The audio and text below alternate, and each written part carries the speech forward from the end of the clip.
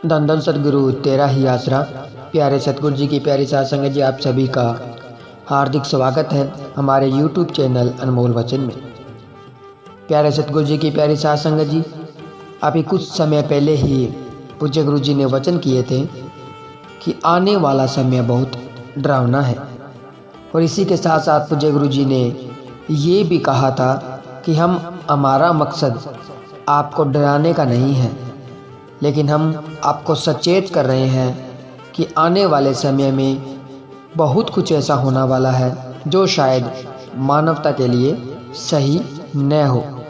और साथ ही पूज्य गुरु जी ने ये भी वचन किए थे कि जो दिन गुजर गया वो अच्छा है, और जो दिन आएगा वो और भी ज़्यादा बुरा है।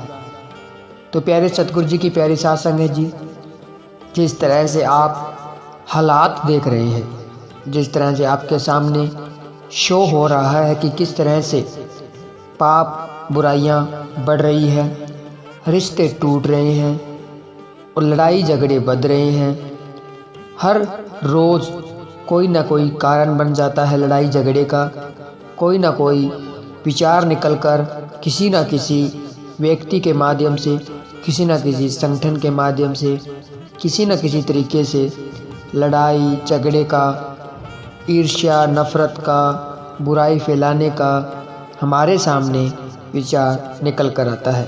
हम देखते हैं कि किस तरह से दुनियादारी के अंदर लड़ाई झगड़े चल रहे हैं, रिश्तों को तार तार किया जा रहा है। तो ये सब क्यों हो रहा है, इसके बारे में जिस तरह से रूहानियत कहती है कि पूज्य गुरु जी वचन फरमाते होते हैं कि जो कर्म जैसे कर्म हम करते हैं वो हमें काटने पड़ते हैं, वो हमें भुगतने पड़ते हैं।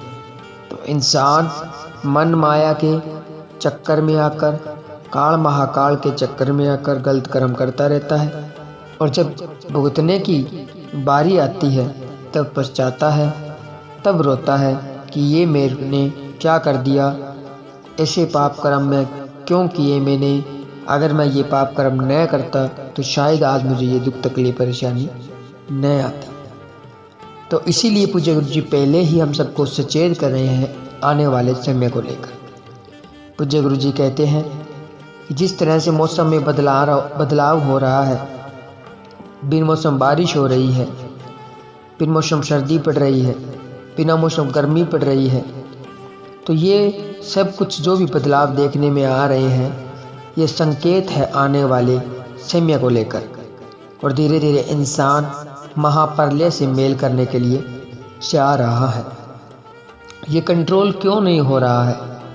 कहते हैं जब पाप का घड़ा भर जाता है ना तो वो फूटता ही फूटता है, लेकिन जब तक घड़ा भरता नहीं और जब तक फूटता नहीं तब तक इंसान के ऊपर बुद्धि में वो बात फिट नहीं बैठती और वो बुराइयां करता चला जाता है।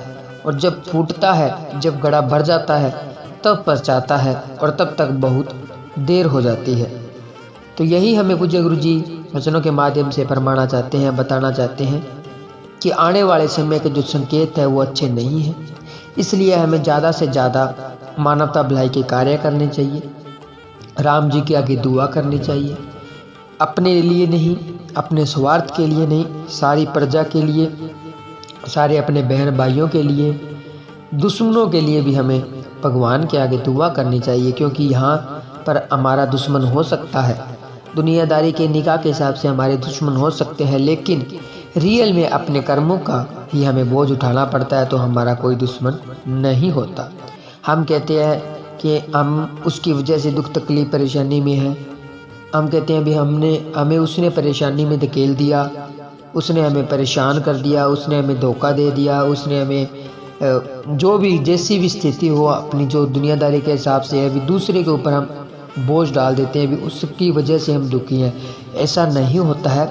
रूहानियत इसके बारे में क्या कहती है, पूज्य गुरु जी इसके बारे में क्या बताते हैं कि अपने कर्मों का फल हमें खुद भुगतना पड़ता है।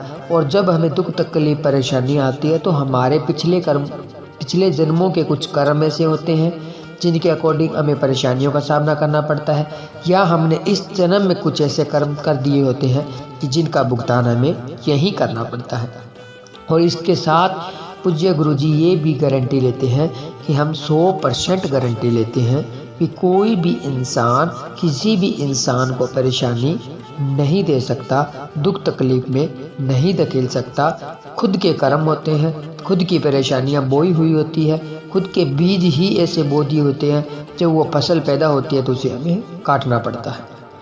तो बात आते हैं वही बात पर कि पूज्य गुरुजी ने आने वाले समय को लेकर बहुत सारे ऐसे वचन किए हैं जो कि संकेत अलग तरफ दे रहे हैं। आने वाले समय को लेकर पूज्य गुरुजी ने जो हमें सचेत किया है, तो हमें ध्यान में रखते हुए ज़्यादा से ज़्यादा सुमिरन में समय लगाना चाहिए, मानवता भलाई के कार्य करने चाहिए और हमें एक दूसरे की अच्छी आने वाले अच्छे समय के लिए पूज्य गुरुजी के आगे अरदास करने चाहिए। भी इंसान तो गलती का पुतला होता है, लेकिन भगवान दयावान है और वो हमेशा हर इंसान की गलतियों को बहुत बार माफ़ करता है। लेकिन अगर बार बार गलती करता ही जाए तो उसे उसका भुगतान करना पड़ता है। तो हम तो यही दुआ करेंगे पूज्य गुरुजी के आगे भी, आप हम सबको माफ़ कर और जो भी आने वाला समय है उसको आप बदल दीजिए ताकि सुख शांति बनी रहे।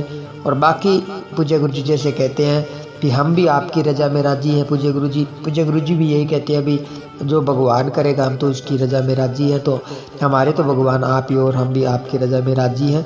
बाकी आप तो दयावान हो और आप सद्बुद्धि दीजिए, जो में मानवता ने भलाई के रास्ते पर नहीं चल रहे उनको सद्बुद्धि दीजिए, उन्हें अच्छे रास्ते पर लेकर आइए ताकि ज़्यादा से ज़्यादा मानवता भलाई के कार्य हम कर सकें। और हमें शक्ति दीजिए ताकि हम नेक मार्ग पर चल सके, रूहानियत के मार्ग पर आगे बढ़ सके।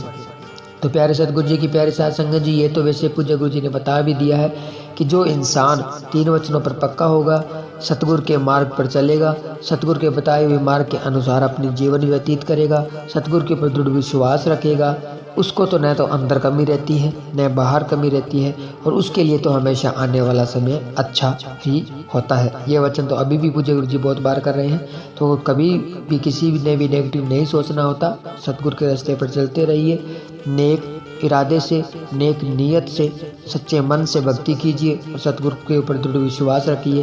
तो आपके लिए जो भी समय आएगा वो अच्छा ही आएगा।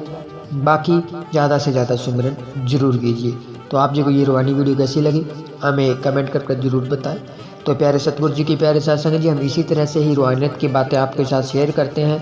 तो आप जी को अगर रूहानी वीडियो अच्छी लगी है तो कमेंट कीजिए, लाइक कीजिए, वीडियो को शेयर कीजिए और अगर आपने अभी तक हमारे यूट्यूब चैनल को सब्सक्राइब नहीं किया तो सब्सक्राइब कीजिए। मिलते हैं जल्द एक और रूहानी वीडियो के साथ, तब तक के लिए धन्यवाद। धन धन सतगुरु तेरा ही आसरा, धन धन सतगुरु तेरा ही आसरा।